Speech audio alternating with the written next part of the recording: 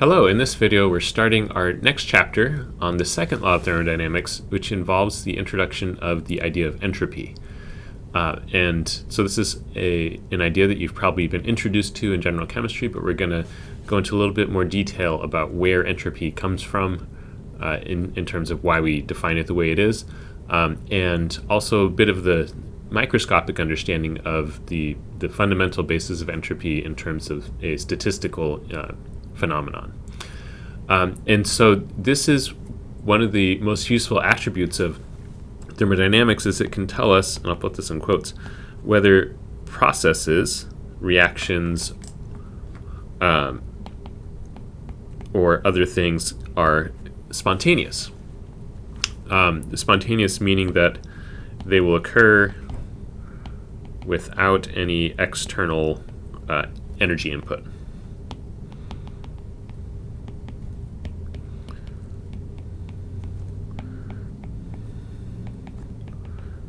I don't particularly like this terminology because spontaneous implies that it will happen, for sure. But that is, I like to think instead of the word favored, which means that it is possible that it can happen, but thermodynamics tells us nothing about the speed at which something will happen.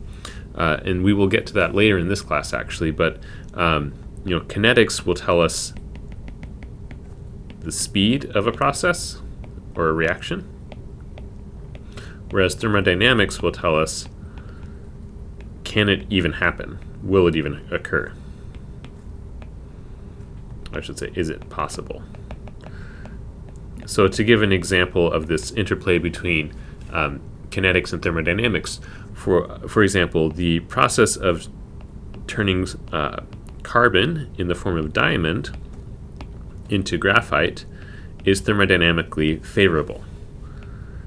So diamond is the less stable form at room temperature and pressure, I should specify that, the less stable form of carbon. And so diamond will or should spontaneously transform into graphite. But of course, as the diamond marketing materials will tell you, diamonds are forever. And this is because of kinetics. So while this process is thermodynamically favored, or spontaneous, we might say, it will not occur very quickly.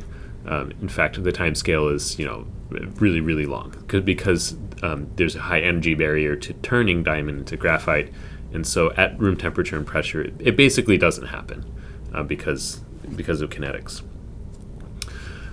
Okay, so moving on from that idea, for many things in mechanical systems, if we're thinking about what's going to determine spontaneity, say we have a ball at the top of a hill.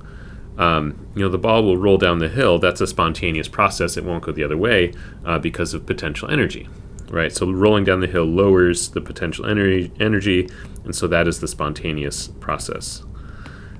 We could also think about charges, right? If you have a positive and a negative charge, they will attract spontaneously because it lowers energy.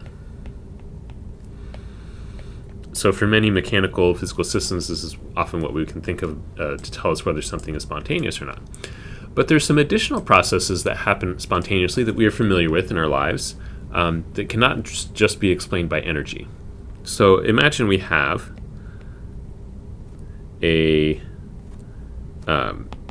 two containers full of gas, or only one is full of gas and there's a valve in between.